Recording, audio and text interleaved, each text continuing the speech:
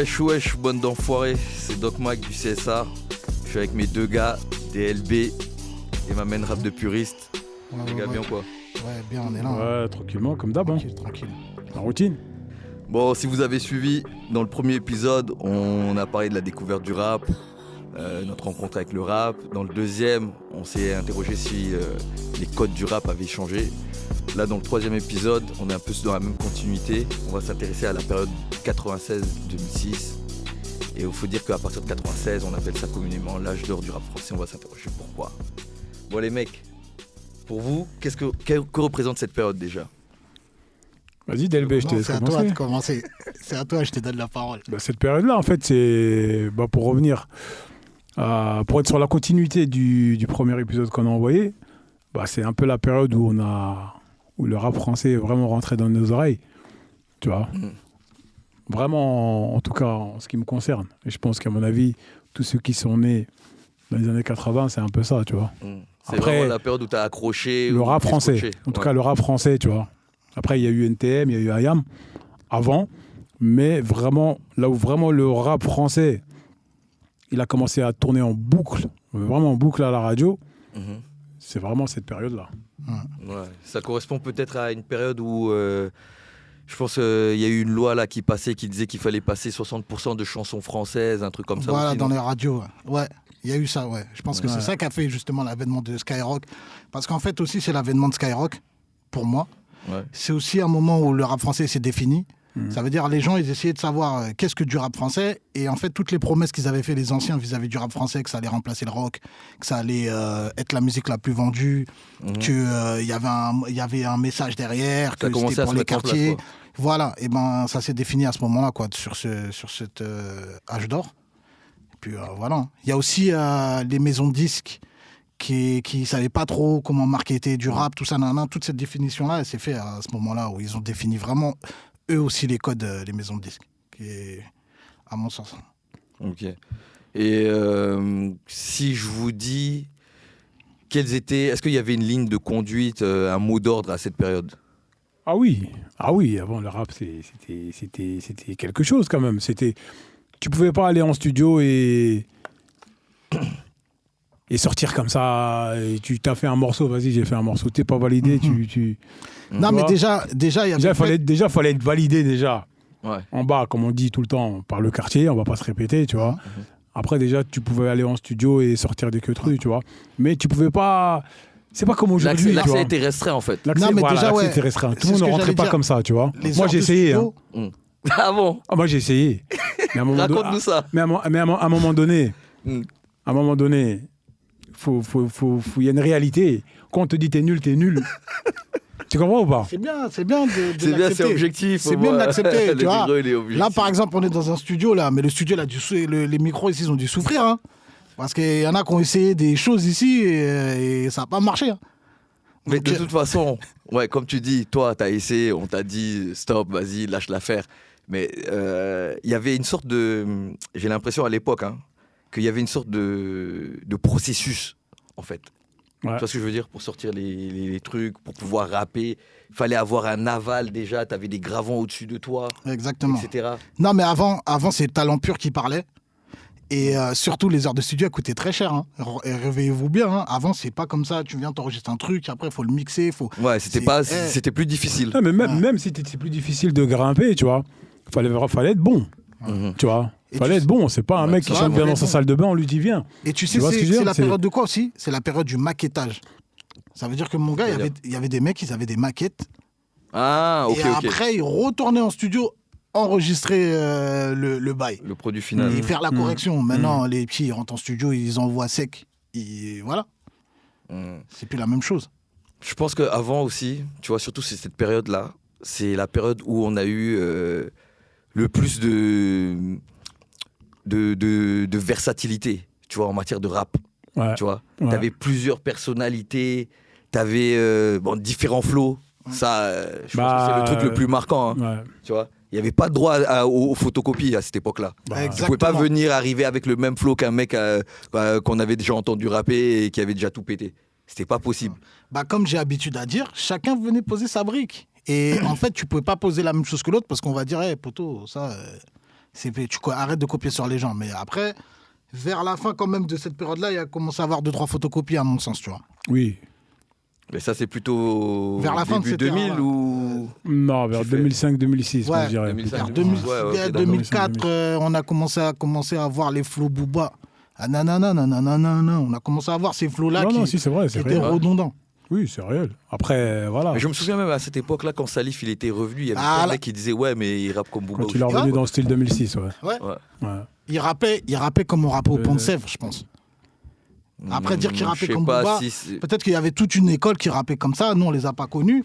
Mais en tout cas, ouais, Salif, que moi j'ai kiffé quand il a fait l'album Tous Ensemble, tout ça, là, tous les trucs comme ça, Ouais. que moi j'ai vraiment écouté. Ce Salif-là et le Salif qui revient avec une voix grave, peut-être. Ouais, mais il parce qu'il avait a pris du mué poids. quand il a sorti cet album-là, Tous Ensemble, Chacun pour Soi, il était jeune. Hein. Voilà. Après, Ouais. attention, il y a un truc, tu sais, il y a une réalité qui est que, tu as vu, par endroit, par département, tu vois, Mm. des fois, il y a un flow un peu similaire. Voilà, tu c'est vois. ça Il y que a je- un côté- T'as vu comme la Mafia Quinfri, Mhm. par exemple, les mecs du 9-4, quand il y avait un mec du 9-4 qui posait, Ouais. sans dire 9-4, on savait déjà d'où il venait. T'es un mec du 9 Tu vois. Ouais, c'est En tout cas, la Mafia Quinfri, quand il posait, que ça soit Kerry ou que ça soit 113. Rimka, tu vois, tu savais que Rimka il venait du 9-4 et tu savais qu'il venait de la même équipe. Bah, c'est surtout 113, Tu tu vois. savais que Et c'est- direct et c'est- c'était eux. Hein. Et c'est ça l'identité qu'il y avait à l'époque, c'est que les mecs du 9-3, on savait on savait qui c'était, parce que déjà ils représentaient le 9-3 Ouais.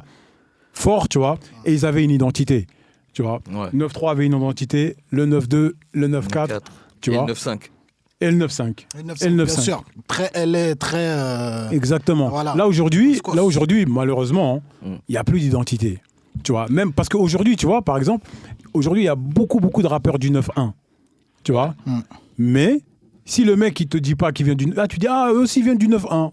Tu vois, parce que C'est pas faux. C'est pas tu faux. vois, il y a pas l'ADN, il y a pas une ADN 9-1. Je pense qu'en Là, fait, aujourd'hui, il y a plus d'ADN 9-2, il y a plus d'ADN 9-3. exactement. C'est plus, Je pense c'est qu'à cette fini. période-là, tu vois, dans les années justement 96, en fait, le rap français a vraiment eu son identité. Mm, Tu vois ce que je veux dire? mm. Ils avaient vraiment une couleur. Tu vois, puis par exemple, si tu écoutes les prods à l'époque de Jimmy Finger, de Pone, de la FF, Ouais. ce qu'il a fait sur. Jimmy Findus.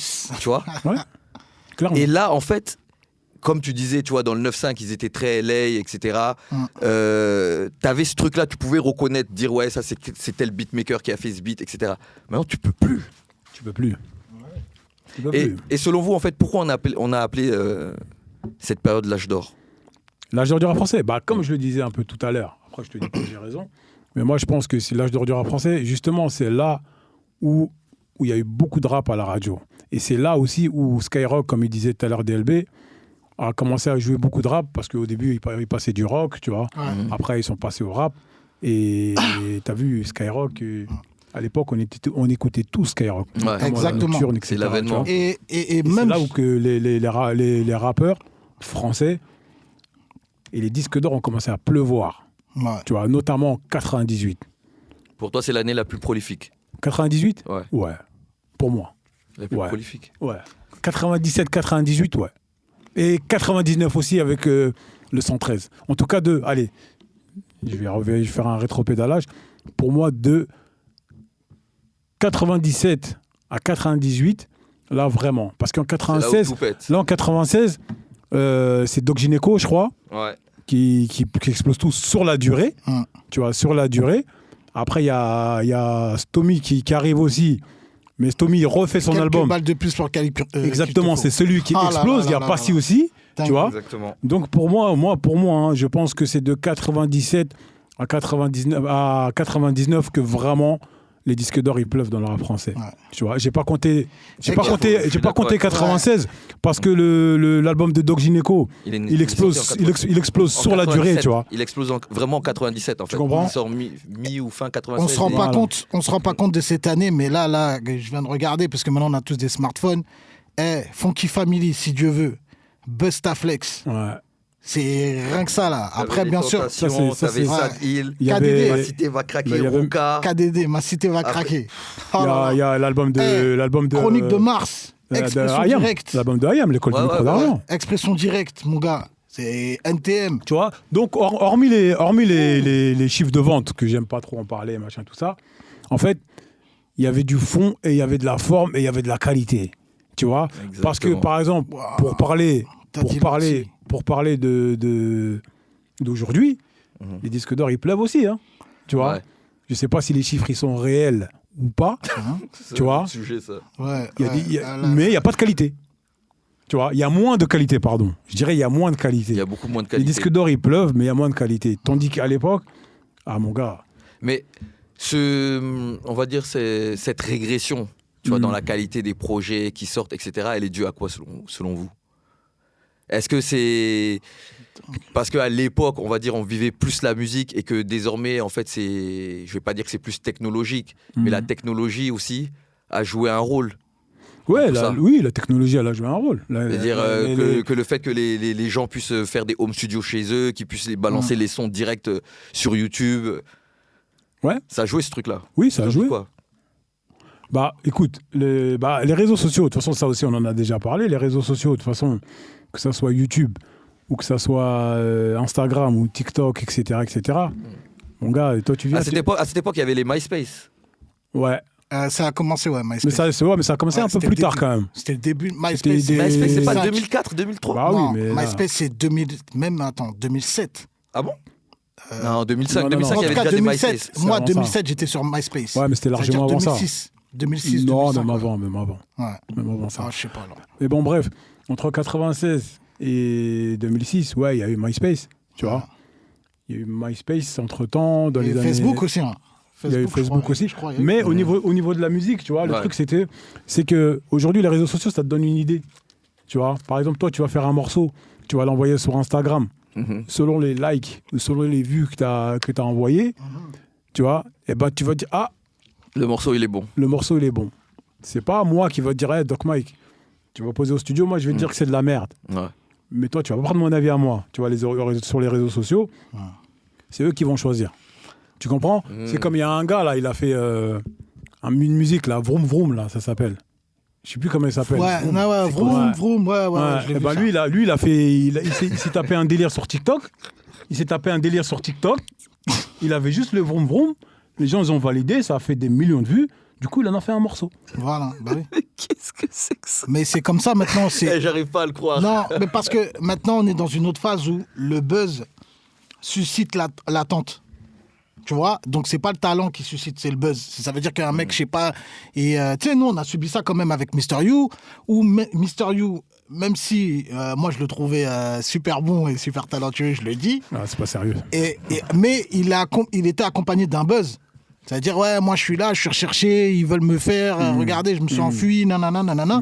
Et c'était tellement. Bon, comme moi je suis du 19, donc il y avait des gens en commun, où il y avait des trucs, où nous on l'a vu, nous en cavale. Ouais. Ça veut dire qu'il y avait ce truc-là en mode. Ce buzz-là, il était redoutable, faut dire la vérité. Donc, c'est pour ça que... Mystérieux, je pense que c'est le premier buzz du rap français, hein, si je me. Ouais, c'est ça, c'est ça. Ouais, je suis La d'accord. première fois qu'un mec, c'est du buzz, c'est mystérieux. Bah, tu vois, c'est... Mais en fait, il a pas fait parler de lui par sa musique, lui. C'est par rapport à son histoire et après. Non, sinon, il en aurait pas parlé aujourd'hui. Non, moi je dis pas ça, parce qu'il était vraiment très fort.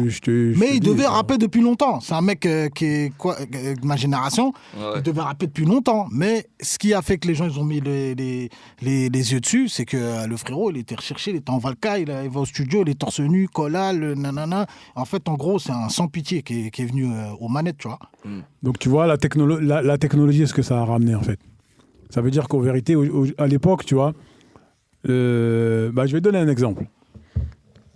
Booba, t'as vu sa tête en quelle année? 2000. Voilà. 2001. Il rappe depuis combien de temps? Ouais, mais après, à cette Non, époque... mais c'est pour te dire, tu vois. C'est qu'avant, il y avait C'est que pas des... l'image. Ouais, Non, mais Lunatic, avant, c'était pas l'image. Et enfin, je veux Non, pas dire mais que c'était pas Lunatic, l'image, pour mais avant, moi, c'était que des...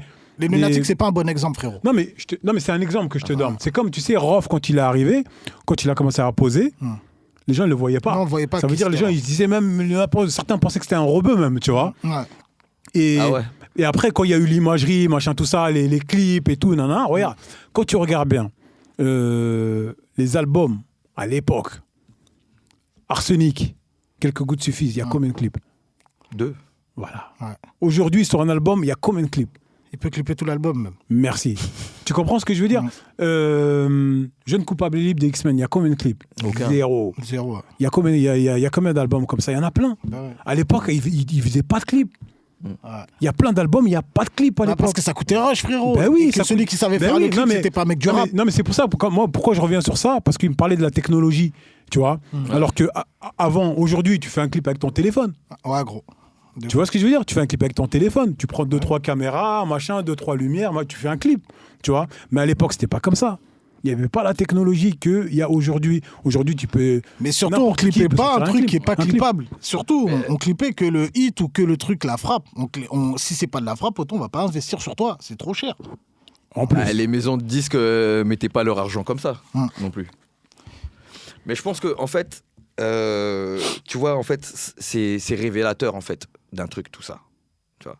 Je pense que comme l'a dit un grand nom là, du rap français, du rap américain, pardon, c'est Grandmaster Caz, qui disait en fait, le rap, on a laissé la porte ouverte à tout le monde.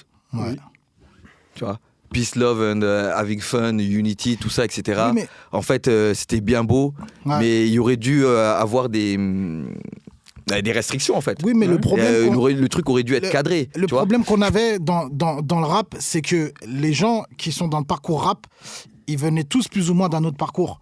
Ça veut dire, moi, je me rappelle avant, c'était les anciens rockers qui avaient les studios, les mecs qui savaient faire les mix, les mastering, ou les mecs qui faisaient des instrus. Moi, je me rappelle comment chantier. C'est-à-dire, moi, je me rappelle des mecs du Zouk qui, après, se sont prêtés aussi un peu au jeu du rap et qui ont commencé à eux aussi faire des instrus, des choses comme ça. Ça veut dire que le rap aussi, c'était un truc de parcours. Ça veut dire que les gens, ils se greffaient en cours de chemin. Mais il n'y avait pas des mecs de la sphère rapalistique, vraiment, ou des mecs du rap. C'est-à-dire des mecs de la rue, parce qu'à cette époque, le rap était pas forcément la rue. lié à la rue. À cette époque-là, pour moi, et déjà, je dis sincèrement, pour moi, avant, le rap, ça venait pas de la rue comme maintenant. Ça n'a rien à voir. C'était, OK, il fallait venir d'un quartier, il fallait venir d'un ci ou d'un ça, mais au niveau de la technique, tout ce qu'il y avait autour, mon gars, des fois, c'était pas des mecs de quartier. Mais toi, tu parles de tout ce qui est à côté. C'est-à-dire que ça soit dans le marketing, dans les maisons de disques, ben ouais, ça n'a jamais été des gens de la rue qui étaient dans ce truc-là. Maud de Diakité vient de faire notre gars, Maître Maud Diakité, qui vient de nous rejoindre. Flamboyant. Ouais. Jeune leader. Les aléas du direct. Jeune leader.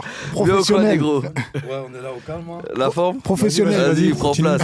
On va te poser la question, même toi, justement pour que tu reprennes. Donc, on était sur 96-2006. Tu vois. Et on disait que c'était l'âge d'or du rap français. Yes. Pour toi, qu'est-ce que représente cette période? Et selon toi, pourquoi on appelle l'âge d'or du rap français? C'est là où, pour moi, le rap, s'est popularisé un peu plus. Il a commencé un peu à se diffuser et à s'américaniser, même dans le style, vraiment. Où là, les styles américains, on a réussi à faire un peu un copier-coller direct de ce qui se passait aux États-Unis. Alors que d'habitude, on avait du décalage. C'est-à-dire que quand il y avait du rap au State, on va dire, 93, pour voir le style de 93, il fallait attendre, 2, 3, 4 ans. Là, c'est que les mecs en 96 s'inspiraient directement de ce qui se passait directement au State au même moment. D'accord. Donc, il y a eu ça, donc l'américanisation. Ouais. Mais en fait, tu parles d'américanisation, tout ça. Mais tout à l'heure, en fait, on a dit qu'à cette époque-là, le rap français a commencé à prendre son identité, à trouver son identité.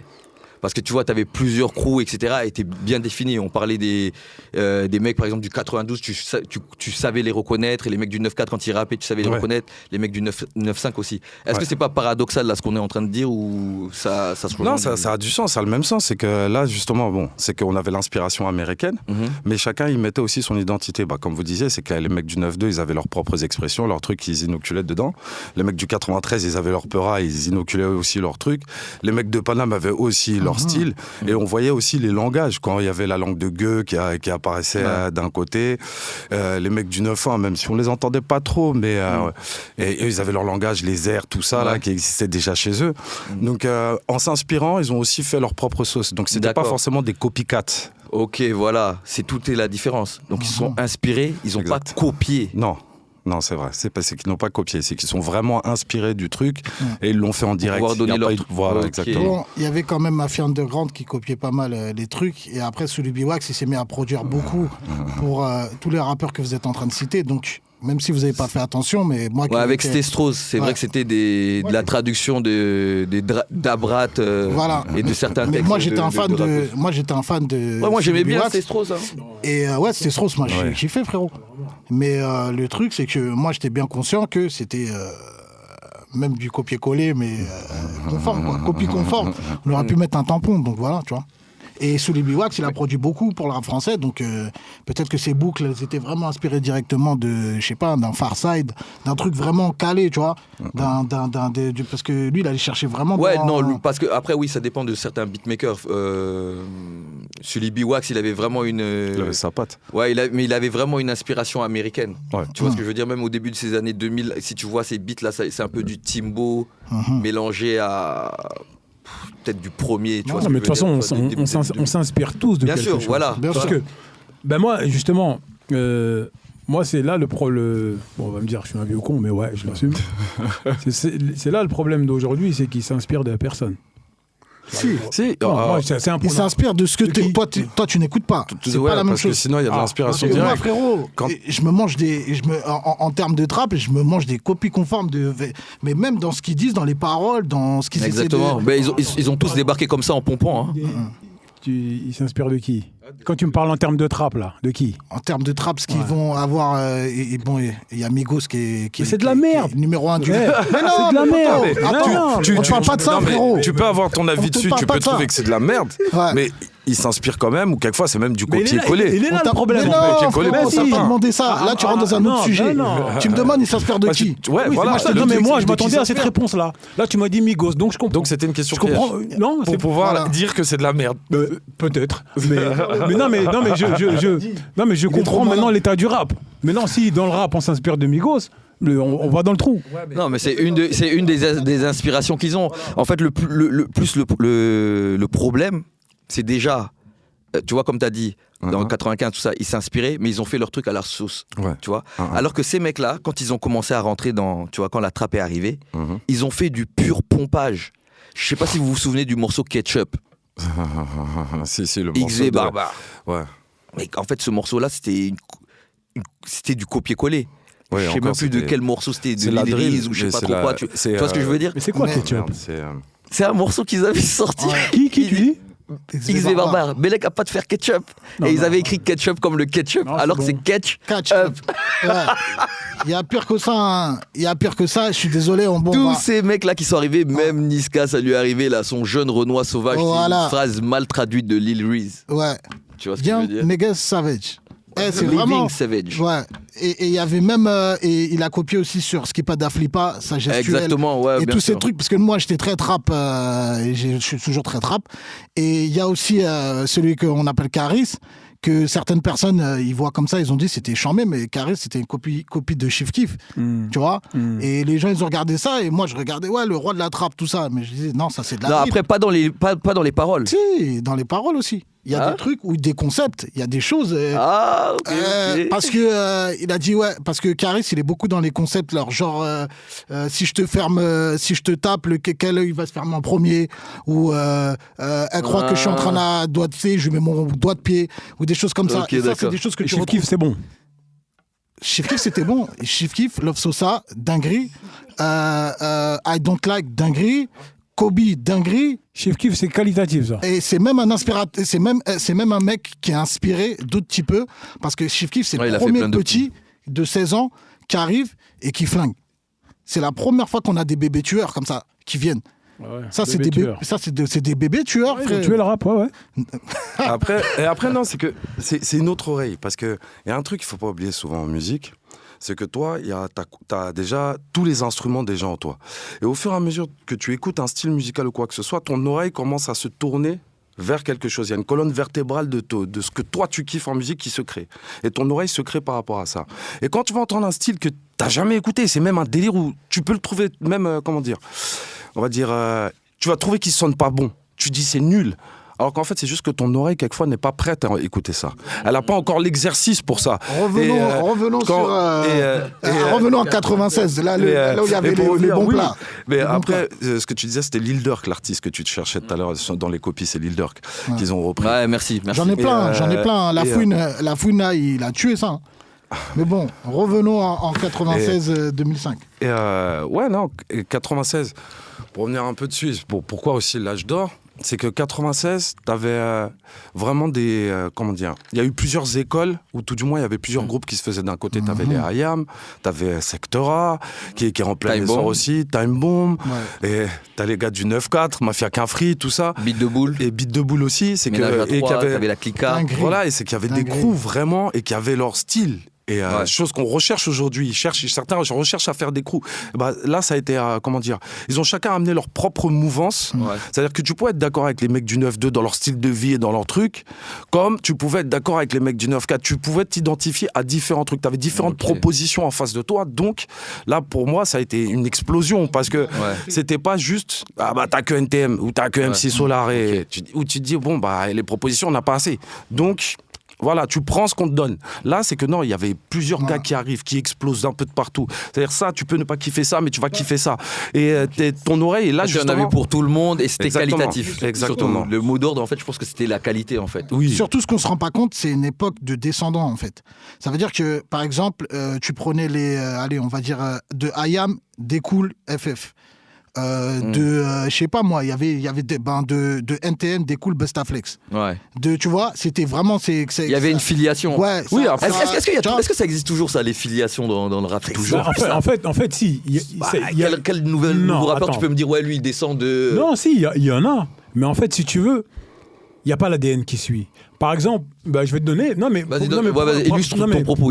Voilà. Par exemple, Booba, il produit beaucoup d'artistes. Ouais. Tu vois, ça, mais par contre, tu vois, t'as vu quand la FF ils sont arrivés, par exemple, quand Akash il a produit la FF, t'as senti qu'il y avait du IAM là-dedans.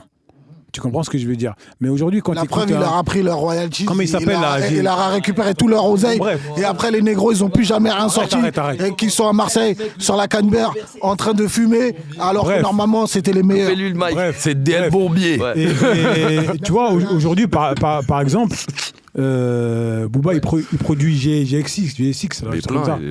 Bref, il en produit plein, tu vois. Ouais. Mais si on te dit pas c'est Booba qui est derrière tout ça, tu sais pas. Alors qu'avant, à l'époque, tu te disais, bon, t'as vu, quand t'écoutes Busta, t'entends quand t'écoutes Pourquoi, et t'écoutes, comment s'appelle le morceau? Tout n'est pas si facile. Non.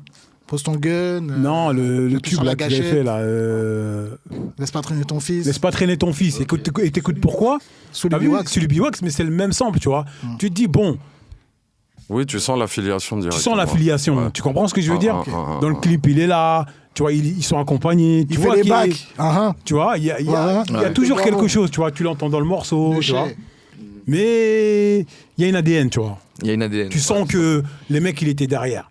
Alors que Bustaflex, de base, tu vois, c'est un mec, c'est un kicker, c'est un mec de freestyle et tout. Ouais. Donc pour lui, ça a été dur d'écrire, tu vois. Ouais, de faire des morceaux d'avoir à thème, un morceau à thème. Tu vois. Ça, c'est parce que Kool Chain, il était là, tu vois. Surtout, on l'avait connu avec Lone. Et avec Lone, il devait juste se passer la balle et faire kicker. Mais dès qu'on a eu le droit à des morceaux comme Pourquoi ou des trucs comme ça, là, on a vu que Busta, vraiment, c'est un homme capable. Il s'est structuré à ce moment-là, ouais. Mais toi, t'as une année qui t'a marqué ou pour toi, laquelle est la plus prolifique dans cette ère-là? Alors, prolifique, je pense que c'est plus vers les... c'est 96-97.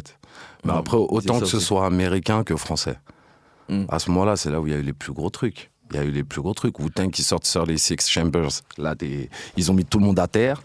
Ouais, c'est 93. Non, c'est 95. Là-bas, 95 ici. 95. Ah, tu parles de la sortie ici. Ok, d'accord. Ah ouais. Ok. Non, mais c'est quelle année, là, aux États-Unis, la plus ouf, là? Attends. On peut s'interroger sur le parallèle américain. Vas-y, continue. Et donc, là, c'est ça, t'as 95 où ça sort. Où en plus, chaque semaine, sur MTV Yo-Rap qui sortait le jeudi soir, ils te mettaient un clip du Wu-Tang, un nouveau clip du Wu-Tang, ils te bombardaient avec. C'était une dinguerie. Ah oui. Ils ont fait mal, hein. Et 96, même si Tupac était déjà là depuis un moment, il te sort le All Eyes on Me. C'était là, à ce moment-là, c'est qu'ils, comment dire, ils ont couvert tous les States. Ouais. Les gars de LA qui te sortent le meilleur bordel qu'ils aient pu sortir avec lui, même si un peu avant, il y avait Snoop Dogg avec Doggy Style. Ouais. Mais il y a ça qui sort. De l'autre côté, t'as 36 Chambers. Tu te dis, waouh, là, c'est un bordel. T'as des Nas aussi qui vient, qui attaquent les gens comme ça. Mobb Deep, même à cette époque-là, 96. Oui, mais Mobb Deep, comme leur Blast dit, ils étaient deep. Et limite, ils étaient moins mainstream que les deux que j'ai cités. Ouais, bien sûr, de loin. Les autres, là, c'est qu'on les voyait partout. Tu pouvais pas les rater. Ouais. Et de là, même, quand tu regardes, après, pour le parallèle avec la France, tu vois les inspirations sur le Wu-Tang. Les gars, 9 mercenaires, 9 flots différents, des gars tous dans une dinguerie pas possible. Ça a donné des écoles ici en France où il y a des mecs qui sont partis dedans. Quand tu regardes des Oxy, il sait. Il sait où a été pris son inspiration. Et en plus, quand tu prends une inspiration d'un bon truc, le truc est qualitatif. T'as pas le choix, il faut que tu donnes un truc qualitatif. C'est ce qu'il a fait lui aussi de son côté.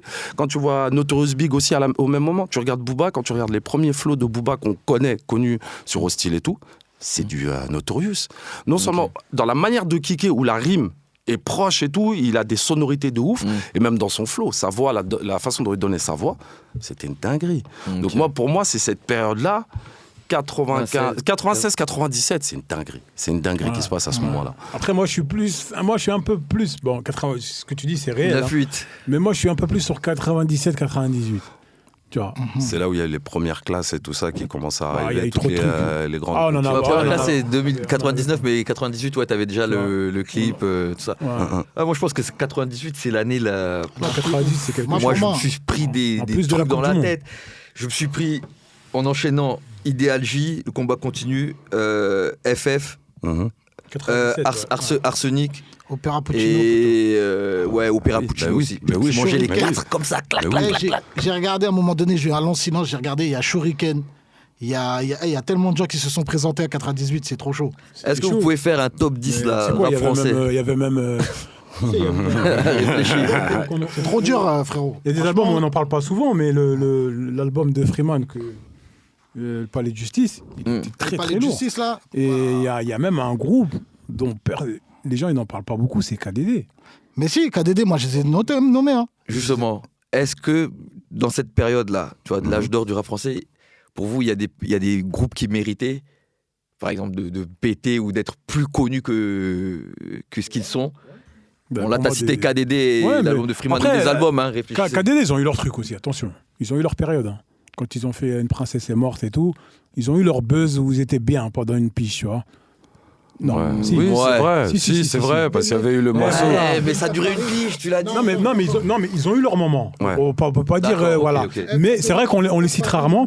Mais pour moi. Est-ce que leur album Une couleur de plus au drapeau a eu, par exemple, le succès qu'ils méritaient? Ils n'ont pas eu le succès qu'ils méritaient. Mais je trouve qu'ils ont ramené un autre truc. Bah oui et non. Moi, je trouve qu'ils si, bien sûr, ils ont ramené quelque chose. Ils ont eu leur succès. Ils ont eu leur succès juste. Dire que c'est pas mérité ou qu'ils auraient pu avoir plus. Non, ils ont eu ce qu'ils devaient avoir. Ouais, je suis d'accord avec toi. Pas plus. Je suis d'accord avec toi. Mais un groupe comme ATK. Moi, j'attendais plus de Dadou. De Dadou? Ouais. Mais Dadou, après son solo, il est venu en 2002, quelque chose comme ça. Il était selon moi un peu moins qualitatif, tu vois. Ouais. Mais moi, j'attendais plus de lui par rapport à ce qu'il donnait dans le groupe. Ce qu'il avait donné, ouais. Non, mais parce qu'après, les parties. Vraiment haut, tu vois. Après, c'est qu'il il faut savoir un truc, c'est qu'après, elle est partie dans autre chose. C'est-à-dire non, mais pour moi, après. Il y a 2 ans, il a sorti son punk rock. Tout ça. J'ai vu ça. Non, mais après, attention. Non, mais là, attention, il est sur scène, tout ça. Crête, tout ça. Ouais, si, j'ai vu, il a sorti. Il est parti dans un truc. Mais il était parti dans la production. Oui, il travaillait avec Tofa et Mazda. Les deux. C'est lui qui a produit. Il faisait partie du producteur de Taxi. Oui, il a produit Mission Suicide. Oui, mais après, là, tu vois, j'étais sur sa partie un peu peura, tu vois. Ouais, mais ça, c'est après, ça. Vas-y, frère, c'est bien après. Mais à cette époque-là, ils sont partis les deux dans la production. Diesel, lui, il est parti même au State, lui. À Londres. Il était et au State aussi. D'accord. Il y avait Fab, Détournement de son. Je pense que l'album a été accueilli à sa juste valeur. Ouais, à sa juste valeur. À sa juste valeur. Ok, vous pensez ça, mais il y avait aussi... Bon, franchement, pour moi, mais t'as vu, c'est toujours pas Nam, tout ça, nana. Pour moi, c'est ATK, où vraiment... c'est quoi? C'était pas un succès commercial, mais franchement... Dans l'underground? Ouais, c'était un... Succès d'estime? Ouais, mais limite, c'était un... Comment je vais dire ça? C'était le meilleur CD secret que tu pouvais sortir. C'était celui-là, là. Alors, ATK Heptagone. Secret, je suis pas sûr. Parce qu'en fait, justement, ils se sont fait connaître grâce à cet album-là par le grand public. C'est là que les gens ont connu ATK. Donc pour moi, c'est grand public, à ce moment-là, ils ont eu leur... Regarde, c'est que d'un côté, et moi, ça me fait galérer parce que cette époque-là, d'un côté, j'étais dans un lycée où il y avait quasiment pas de Renoir à l'intérieur. Et de l'autre côté... On était à la Cité. À la cité, les gens connaissaient ATK, mais dans mon lycée, les gens connaissaient ATK. Il était où ton lycée? Dans le 10e. Et ils connaissaient, à côté de chez Watt en plus, ils connaissaient tous ATK. C'est-à-dire que quand l'album est sorti, ils étaient tous partis acheter l'album. Ouais. Un gars l'a donné l'adresse, je donne le numéro de téléphone après. Ouais, mais attention, tu vois. Non, mais là, ce que tu as fait, là, ce que tu as dit, tu vois, tu as dit, ils étaient tous partis acheter l'album. Ouais. Les mecs de ton lycée. Ouais. Mais avant, toi, t'as acheté des CD? En vrai? Ou tu as en volé? Non, mais ça, on parle sérieusement.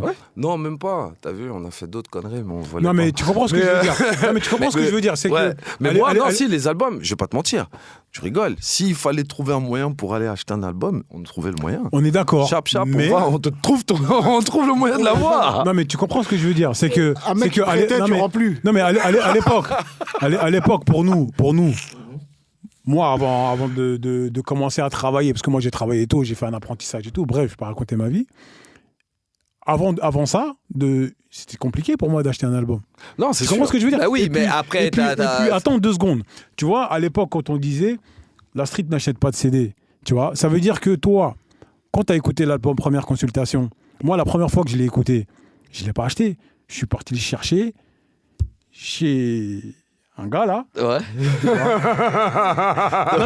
Donc en fait, toi, tu prenais les CD déjà avant et tu les rendais pas. En fait, c'est comme ça. Non. Ce que je veux dire, c'est que ça veut dire que dans le quartier, il y en avait un qui avait le CD, on allait tous l'enregistrer. Oui, la cassette. Tu comprends ce que je veux dire? Ça veut dire que c'est pas comme aujourd'hui où, vas-y, aujourd'hui, je te dis, t'as écouté l'album de temps, tu me dis, ouais, je l'ai écouté, c'est facile, tac, t'appuies. Parce que tu l'as sur ton téléphone. Voilà, mais avant, aller mettre 15 francs. 100 balles. 100 francs. 100 francs pour un CD. Non, t'avais mieux à faire. Toi, tu vas demander à ta mère 100 francs pour aller acheter un CD? Les 100 francs, ils te servaient à aller faire d'autres choses. Tu pouvais vivre une semaine avec les 100 francs. C'est pour ça que je te dis que là, maintenant, tu me dis, qui c'est qui soutenait ATK? C'est pas la cité, frérot. Ouais, c'est pas la cité. C'est les gens de ton lycée, tu m'as dit, où il n'y avait pas beaucoup de Renois, tout ça. T'as raison, en partie. T'as raison, c'est vrai. Ça, c'est une réalité, ça. Mais non, ceux qui avaient à la cité, qui avaient l'album, soit ils avaient envoyé quelqu'un aller chercher là où il fallait aller chercher, soit il y avait du financement occulte. Donc, les gars, par rapport à ça, justement, tu vois, par exemple, qui achetaient les CD à cette époque-là, est-ce que le rap français a pas pété, en fait, parce qu'il a dépassé en fait le simple cadre social, tu vois, des gens comme nous, tu vois, du quartier. Ouais. Est-ce que c'est pas parce qu'il a pété un certain plafond de verre qu'il y a d'autres gens en fait qui sont allés acheter les albums? En fait, qui a fait le succès de ces gens-là en fait? C'est pas une question de plafond de verre à ce moment-là. Parce que si tu te bases sur ça, je fais la part entre deux choses. Celui qui a du succès parce que tout le monde écoute et toutes les générations l'écoutent. Et l'autre partie où c'était aussi la qualité. Quand toi tu parles de plafond de verre, on peut pas dire ça parce qu'il y avait des gens qui étaient issus d'une autre classe sociale, c'est ce que j'allais qui dire, écoutaient du rap parce qu'il était aussi bien écrit. Bien sûr, quand tu regardais, et tu sentais que les gars, ils avaient quand même été au moins jusqu'au CM2. Ils ont été jusqu'au collège. Disons-nous la vérité. Ils ont été loin. Il y en a qui ont écrit. Et voilà, il y a des gens qui ont été faire des choses. Et ils se sont cultivés, tu vois. Il y a des gens qui se sont cultivés, qui ont cherché à écrire quand ils écrivaient. Tu sais, c'est qu'en plus, ça correspond à une génération où nous, nos darons, on disait quoi? À l'école, on disait quoi? C'est d'abord même l'école. On te disait, comme mes parents me disaient, tu connais pas la définition d'amour, va regarder ton dictionnaire. Et ça veut dire que tu sois un Scarla, une Kaira, ce que tu veux, les gens, quand ils parlaient, ils employaient des vrais mots quelquefois. On parlait français, sujet, verbe, pas complément. Du rap de teubé, en fait. C'est-à-dire que même si tu mets de l'argot dedans, tu sais faire un sujet, verbe, complément. Et donc, tu pouvais faire écouter ça, même à des parents, même s'ils se moquaient de toi. Parce qu'après, tu vois, t'avais d'un côté, dans les familles, on va dire plutôt enfants d'immigrés ou quoi que ce soit, où les parents, ils te regardent d'écouter ton truc, quelquefois, ils font... Écoute ton truc, mais on s'en fout, ils se foutent de toi-même. Yo, on comprend rien à tes conneries, toi. Va là-bas. Moi, mon père, et de l'autre côté, t'avais dans on va dire une classe plutôt blanche, ils regardaient leurs gamins, tu vois, écouter du rap, puis ils le regardaient en disant c'est rigolo. Ouais, c'est drôle, tu vois, le petit s'encanaille un peu, que jeunesse se fasse. Alors que nous, on se faisait chicoter. C'était que jeunesse se fasse. Et quand ils prêtaient l'oreille, ils disaient mais ça va, ça tient la route. Un parent qui écoutait NTM, quand il écoutait Suprême NTM, laisse pas traîner ton fils, tout ça, il entend les textes, la façon dont c'est écrit, il dit je peux laisser écouter ça à mon gamin. C'est cool. Ouais. Mais C'est cool. c'est là Je que... peux sponsoriser même sa Tiens, culture à ce laisse-moi reprendre moment-là. là, ça m'intéresse, la MTM. Il faut bien voir que le rap, en fait, en France, c'est un truc rapporté. Et comment ils ont rapporté ce truc-là? C'est par le biais des... comment on appelle ça, là? Une certaine communauté, là, où c'était des mannequins, où c'était des trucs, et c'est eux qui ramenaient ça. Ils faisaient l'aller-retour entre New York et des trucs comme ça. Ils ont vu ça là-bas. Ils voient des Renois, et ça se trouve, parce qu'il y avait quand même la salle Paco Rabanne, des choses comme ça, qui étaient mis en place pour que le rap, ça marche. Et c'était pas du tout un milieu... Ok, d'accord, je vois ce que tu veux dire en fait, c'est que c'est pas forcément en fait des gens de la rue qui sont venus avec le Peura en France, mais c'est des gens d'autres classes sociales, etc. qui l'ont ramené. Ou d'autres orientations sexuelles, je vais dire. Je vais dire aussi. Je vois ce que tu veux qui dire. ont ramené ce truc-là, qui ont ramené. C'est pas qu'ils l'ont ramené, mais en fait, quand c'est passé devant leur nez, comme eux, ils faisaient des allers-retours aux États-Unis, ils voyaient que ça marchait. Eux, ils sont venus, ils ont dit bah oui. Ça, c'est logique. Ils ont poussé le truc. Donc, ils ont aussi expliqué que c'était une suite logique, mais c'était beaucoup de personnes dans le milieu du mannequinat, dans les arts, dans les choses comme ça, qui ont aussi... Il y en a, oui, qui ont fait traverser les frontières à cette musique-là, faire passer des têtes ici. Parce qu'ils se retrouvaient dans toutes les classes sociales. Une des allusions à laquelle La salle Paco Rabanne. Parce qu'à la base même, c'est que quand tu vois le rap en lui-même aux États-Unis, il a été popularisé par des mecs comme McLaren. Et ces mecs-là, c'est des gars qui sont du milieu un peu pop art, un peu gay, un peu Basquiat, fashion, tout ça. Et attends, Andy Warhol. C'est McLaren, c'est pas Schumacher, c'est McLaren. Ouais. Et Andy Warhol, c'est la même clique de potes en fait, ces mecs-là. Voilà. Qui eux, justement, et c'est là où je dis, et ça c'est une petite parenthèse, quand j'entends les gars qui sont là, les PD, ceux-ci, qui rentrent dans des propos, je dis, apprenez d'où ça vient d'abord avant de commencer à parler. Ah, bah oui. Apprenez Ils ont participé à l'émergence du truc. Exactement. Donc, je pense que déjà, il faut avoir un respect un peu, que tu sois d'accord ou pas. Ou que tu sois après, c'est pas une raison pour vouloir en faire et pour pouvoir empêcher les gens de faire ce qu'ils ont à faire sur leur musique. Parce que le rap, c'est maladroit aussi. Ouais. Mais voilà quoi, il faut dire les termes. Ça veut dire que c'était aussi social, tu vois. Mais ça pouvait toucher beaucoup de personnes en fait de différents milieux. T'as capté. Exact. Donc alors, la question, c'est qui a acheté ces albums en fait? Toute cette période-là où ça pétait, là, 96, 97, 98. C'est pas les mecs de quartier et tout ça. Non mais moi je veux pas dire que c'est les mecs de quartier les mecs de quartier n'ont pas acheté. Ils achetaient pas d'albums. Tu vois, Ils en achetaient quand même, il y avait des mecs qui en achetaient. Ils en achetaient. À un moment Tu vas donné, pas me dire que donc c'est que par exemple des blancs qui ont acheté des albums, je sais pas moi, de Doc Gynéco ou de... On va pas se cacher. Mais on va se dire la vérité. On va se dire la vérité. Les plus gros acheteurs d'albums, c'est pas nous, c'est pas la cité. Tu peux pas me dire. Ça dépend à quel moment. Ben non, les gars. À part si t'es DJ ou un truc comme ça. C'est pas la cité. J'arrive pas à le quantifier. T'as tout compris. Quand FF ils vendent 300 000, c'est qui achète les 300 000 en fait? C'est pas moi. Moi j'écoutais, j'avais le truc, j'avais la cassette. Moi mon frère me l'a acheté, il me l'a envoyé au bled, au Sénégal. Moi je l'ai pas acheté. Moi je l'ai pas acheté parce que j'avais pas l'argent pour l'acheter. Ça veut dire moi c'est Alan qui me l'a ramené. Alan, si tu m'entends, merci. Il m'a ramené. C'est lui qui me l'a ramené. Voilà. Comment il a eu? Il me l'a prêté, je l'ai enlevé. Lui il l'a acheté. Lui, il a acheté tous les CD, il les ramené chez moi. Mais tu vois, mais c'est un mec de chez Watt. Oui, mais moi, je ne l'ai pas acheté. Mais moi, c'est un mec du quartier. Moi, je l'ai du quartier, c'est ça que je veux dire en fait. T'avais forcément des mecs du quartier. C'est pas un mec du quartier, Alan. Alan, c'est pas un mec du quartier. Alan, il avait une belle maison. Bon, toi, tu dis quoi, toi, Mo? C'est que c'est pas une chose que j'arrive à quantifier. Moi, je dis non, il y a de tout. Parce que comme tu l'as dit, justement, même au bled, les gens achetaient. Et les gens, même qui étaient des Français, qui étaient aux States, ils en achetaient. Exactement. Du rap français. Donc, je dirais pas que c'est forcément des mecs de quartier, mais c'est vrai qu'à première vue, tu peux te dire, ouais, les mecs qui étaient pas en quartier, les parents pourraient leur donner de l'argent de poche pour qu'ils puissent acheter un CD. Mais après, tu connais, arrivé à un certain âge, on connaissait tous un peu la débrouille. donc on arrivait à la voir. Oui, après, et quoi qu'il arrive, on finançait. Quoi qu'il arrive, qu'on ait ou pas les moyens, l'album était chez nous. Oui, c'est ça. Voilà. Quoi qu'il en soit, l'album était la pour cassette. l'avoir. Tu Donc, venais en chez le fait- mec, tu disais fais-moi une cassette. Et le mec il te faisait une cassette. Voilà. L'album était à la maison. Quoi qu'il arrive. Bon, votre top 10 rap FR, rap J'ai US. dit, si tu veux. Non, mais on va passer Bon, top 5, top 5. Non, mais je peux t'en faire. Vas-y, Mo, toi, je sais que t'es réactif. Oxmo. Tu sors les albums ou les artistes Ouais, je peux t'en sortir aussi bien l'artiste et quelquefois l'album. Entre 96 et 2006, vas-y. Oxmo, Arsenic. Le Duc de Boulogne, Rof, à l'époque. Lequel? Rof, ouais. Bah, déjà, en commençant par La Fierté des Nôtres, on était déjà dedans. Avant La Fierté des Nôtres, La c'était vie avant la mort. Code de l'honneur. le Code de l'honneur. Code de l'honneur. Voilà. Où il sortait, je lâchais un cocktail de riz Molotov, une putain de rafale de catastrophe. balles au Kalachnikov. C'était catastrophe, c'était fort.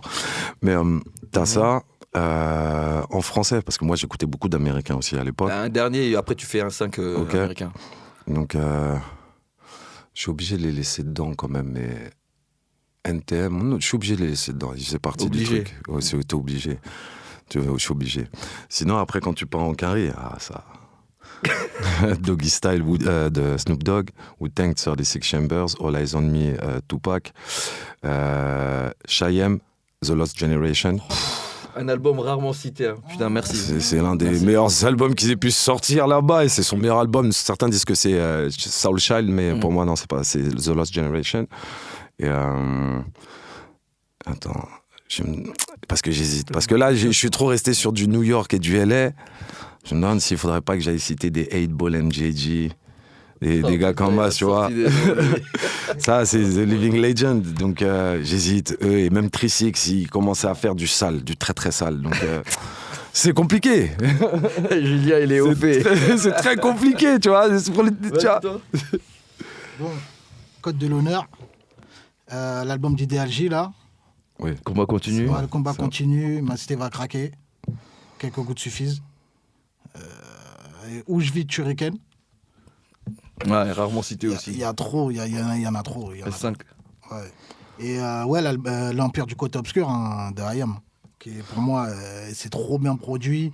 Il y a Fab dessus, il y a Is dessus, il y a Razel de The Roots, il y a L'école du micro d'argent. Sons of Ouais, Ouais, on l'école parle du de ça. micro d'argent. Voilà. À l'époque de. Comment il s'appelle là Wu-Tang. Ils ont récupéré la hype avec Sons of Men.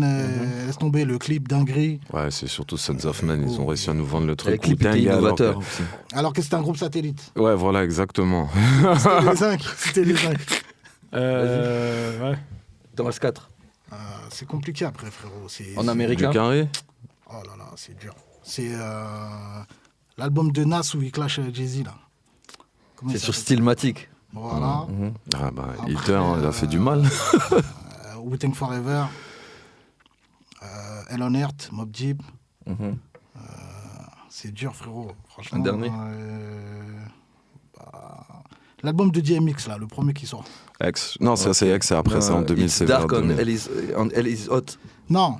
Flesh of My Flesh. Non, il y a une année, ouais. Il y a Ouais, une mais année, il c'est sort les deux albums. Ouais. Il Le a premier là. Flesh of My Flesh et ensuite It's Voilà, Dark on celui-là, Hell is Hot. celui-là. Ok. Vas-y, je vais en prendre un des deux là. Mais c'est dur. Même si. Ouais. J'ai laissé Busta tout à l'heure, mais. Busta Rhymes, mais j'ai oublié quand même le C'est vrai, garçon. mais il y a Biggie, il y a Oui, c'est Tupac. vrai. Je vais il y a- donner mon. Tu sais quoi, là, je vais te dire ça comme ça, tu vois. Parce qu'en vérité, quand tu vas réfléchir, tu vas dire ah, j'ai oublié celui-là, Bah ouais. celui-là. Mhm. Les Américains, je vais pas te le donner parce que je m'en bats les couilles des Américains. Même si je suis un bousillé du Wu-Tang, je te dirais juste. Moi, rap français, je vais te dire l'école du micro d'argent. Je vais te dire l'école du micro d'argent. Je vais te dire 3 fois plus efficace. Parce que c'est le premier CD qui est Ah ouais, rentré chez carrément. moi. Ok. Ça, je peux pas l'enlever. Je vais te dire Mauvais Oeil, Ah, Lunatique, ouais. en 3. Je vais C'est te vrai. dire Idéal J. Et je vais te dire. Bah, je suis obligé de dire le code de l'honneur. Ah ouais. Ouais. Ouais. Je suis obligé, je suis pas obligé en vérité de. Mais ouais, je suis obligé de le dire. Parce que cet album-là. En fait, tu sais quoi? Moi, je vais te dire un truc, tu vois. En fait, tu vois, cet album-là, là, on va me dire encore nanana. T'as l'impression qu'il l'a fait dans les égouts, frère. Mais ouais, c'était dans les caves. C'était avec Non, le mais, TI, non, dans mais, une cave, non, mais en fait, sérieusement. tu vois, le truc, c'est que cet album-là, il pue la rue, tu vois. Et comment il est fait, tu vois que le mixage, il est pas parfait. Tout, et c'est ça qui fait, parce que qui c'est fait la produit- beauté du truc, c'est tu vois. produit en direct par expression directe. Tu vois, il pue la rue, cet album. Voilà, avec Laura Il de pue Rude la Lion. rue. Et tout tu t'es ça, bien c'est- reconnu dedans. Hein? Tu t'es bien reconnu dedans. Mais à mort. À mort. Je pense que j'ai Et tu sais l'impression. quoi, Ouais. Putain, j'ai même pas donné quelques gouttes suffisent. Tu vois, tu peux pas donner un top 5. Ça fait 6. Tu fais chier, frère. 6. Mais j'ai l'impression, comme je l'ai dit tout à l'heure, en fait, qu'à cette époque-là, on vivait plus la musique, en fait. Tu vois ce que je veux dire? Ah, désolé, j'avais oublié de parler de ça. Avant, là, dans cette époque-là, il n'y a pas de fanatiques. Il n'y a pas de vrais fanatiques. Il n'y a que des gens qui écoutent du rap, mais qui sont là en mode tac. C'est pas faux. Et là, maintenant, on a des fanatiques. Ça veut dire méfie-toi, limite ce qu'on appelle des bandeurs. Méfie-toi. Non. C'est Moi, ça que je j'avais suis oublié de là, dire. je suis pas d'accord avec toi. Pourquoi? Il n'y avait pas de fanatiques avant? Mais toi, tu rigoles, toi. Si, il y avait des fanatiques, mon gars, surtout aux États-Unis, avec mais les mecs non, East Coast. les West gars, Coast, les gars. Ici aussi? Les gens, ils étaient pas fans. Excuse-moi, on va pas, Merci. on va pas se couper la parole, excuse-moi. Voilà. À l'époque, dans les années 90, il y avait une émission avec une femme qui s'appelait Sévine Ferrer, qui s'appelait Fan 2. Une Mais fois, on ils ont parle fait pas un de- Fan 2 avec Stomy Bugsy. Ils l'ont fait une fois, je crois, aussi avec le Bisson Abisso, tu vois. Mais maintenant, moi, je t'invite à écouter les podcasts de Stomy Bugsy. Non, mais moi, je te parle Et pas demande-lui s'il y avait pas de fan, Moi, il y je avait parle pas de du fan à nouveau l'époque. Au Tchekar, avant, les gens, ils t'écoutaient, mais les gens, même ils te voyaient passer, ils n'étaient pas fans de toi au point 2. Justement, là, pour le code de l'honneur, moi, je me rappelle d'une mais histoire. Pourquoi Parce qu'avant. Parce que gens, les mecs, ils passaient pas à la télé. Mais non, avant, les gens avaient de la retenue. Les mecs, ils passaient pas à la télé. Mais non, avant, Tu les penses gens que la avaient de retenue. starification, parles, le fait de voir tout le temps une personne à la télé, ça fait que tu la vois autrement? Bien sûr. Ben oui, mon frère. Mais oui. Mais moi, tu sais quoi, j'ai envie de te dire, moi, je pense qu'aujourd'hui, il y a moins de fanatisme qu'à l'époque. Pour moi. Pourquoi je te dis ça? Parce qu'aujourd'hui, regarde, écoute-moi bien, aujourd'hui, n'importe qui peut passer dans le grand écran. N'importe qui. Moi, Ben, je je te le trouve dis. pas. Moi, je trouve pas. N'importe qui. Moi, je trouve pas. N'importe qui. Aujourd'hui, tu fais un peu de buzz. Aujourd'hui, un gars du quartier, là, ton voisin, là, Ouais. il fait une connerie. Il peut passer aux 20h, hein.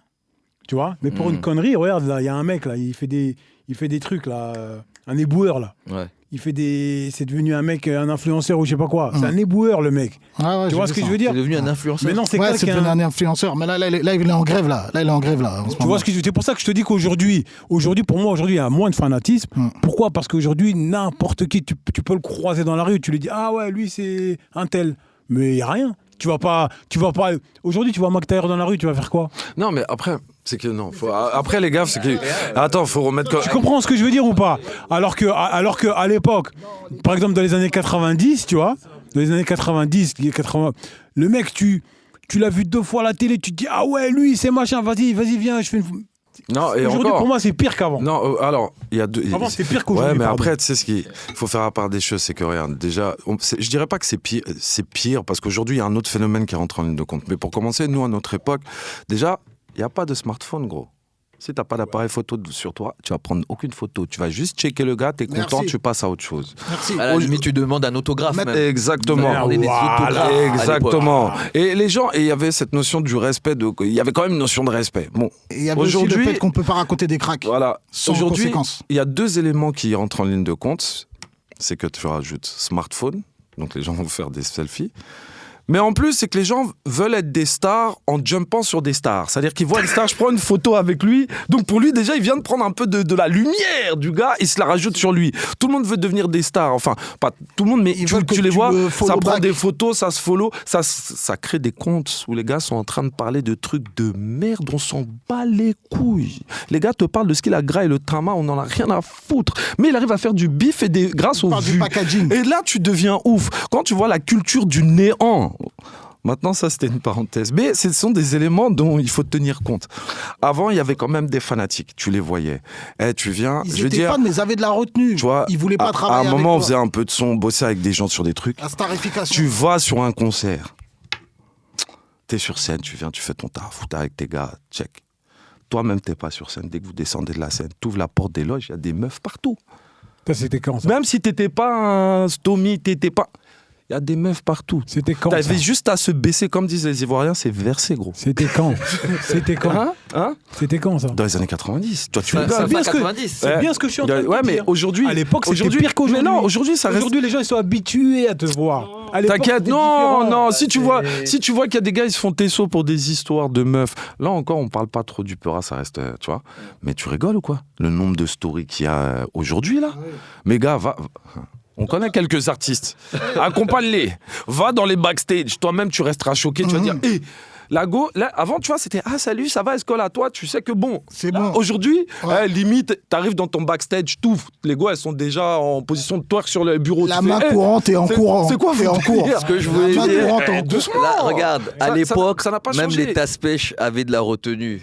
Tu vois ce que je veux dire? Merci. Alors que maintenant, Au c'est contraire, plus c'est- franco, elles s'en Eh, battent les c'est- reins. T'as c'est- pas vu maintenant les meufs, t'es sur scène, elles touchent la elles touchent la des artistes. Parce que maintenant. Avant, elles faisaient mais- pas ça. hein. maintenant, Dans on les a années plus- 90, elles faisaient pas ça, les meufs. hein. Mais vous dites n'importe Même quoi. les- C'est une époque d'opportunisme. Non, mais Vous dites C'est n'importe une quoi. époque les gars. d'opportunité. C'est Moi, je comprends ce que veut dire. Regarde. Aujourd'hui, Mo, en fait. ce qui est con, c'est que la bêtise comme la chouinterie sont devenues monnaie courante et voire c'est devenu un instrument pour gagner de l'argent. Plus tu fais un truc de tarté, et plus ça peut rapporter. Quand tu regardes ce qui se passe, et pour revenir un peu plus au Peura, quelquefois tu vois des trucs, et après je trouve ça cool, chacun fait ce qu'il veut, hein, mais tu as des trucs de Peura, quelquefois tu t'écoutes le morceau, et c'est bête. Mais dans sa bêtise, il a quand même inventé un concept. Et qui vend. On n'est plus dans le truc forcément carré. Il y a des gars, moi, l'autre fois, quand je leur ai envoyé, je dirais pas les avis de ce qu'ils ont dit, mais un gars là qui faisait un son là, contrôle ton pantalon, je sais pas quoi. Moi, ça m'a fait gaulerie. J'ai vu ça, j'ai dit, tu sais, quand t'as l'habitude d'écouter un certain rap, sérieux, rugueux ou pas, ou dans un concept, tu tombes sur ça, j'ai gaulerie, parce que ça a du sens d'une certaine manière. Il y a de la bêtise dedans, mais ça me fait gaulerie. Pour moi, ça se tient. Donc en fait, je pense que aujourd'hui, c'est les choses les plus éphémères, les plus nazes ou les plus bidons. C'est les trucs de l'instant. Ouais. C'est des C'est trucs la de culture de l'instant. C'est C'est la culture de le truc l'instant et on qui prédomine, Exactement. qui fait que ouais, t'as un truc, allez, bim, tout le monde va s'y intéresser. Ouais, et Alors on parle- qu'avant, tu vois, c'est comme dans la consommation de la musique ou autre. Tu vois, on prenait le temps. oui, Il y avait d'autres choses, c'était beaucoup plus profond.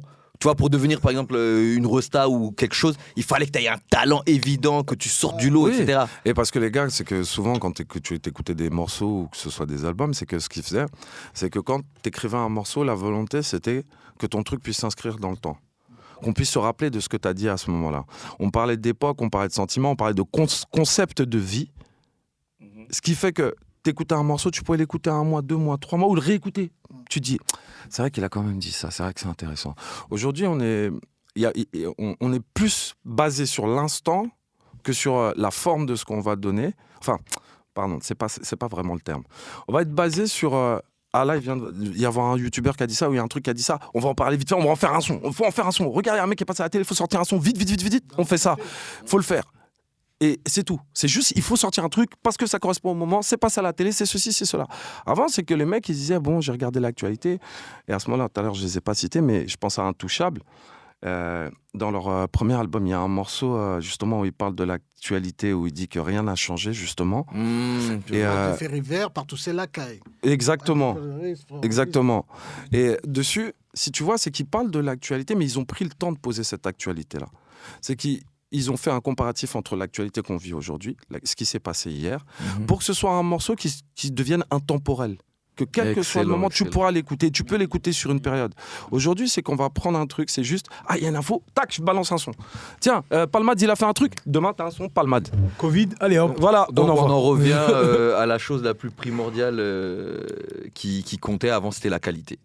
C'est ça, Parce c'est... qu'avant, en fait, de nos jours, en fait, il y a très peu de choses de qualité. Il y en a, j'ai bien dit très peu. Hein. Ouais, On a vu que t'as mesuré voilà. tes mots. Tu connais, non Non, après, le doc, Après, pour résumer un peu cette période-là, qu'on appelle l'âge d'or du rap français, c'est que, comme je disais tout à l'heure, il y avait du fond, il y avait de la forme, et il y avait de la qualité, tu vois. C'est Ça veut dire, en fait, c'était un paquet qui était bon, tu vois. C'est un Exactement. paquet de bonbons où il n'y a pas de réglisse dedans.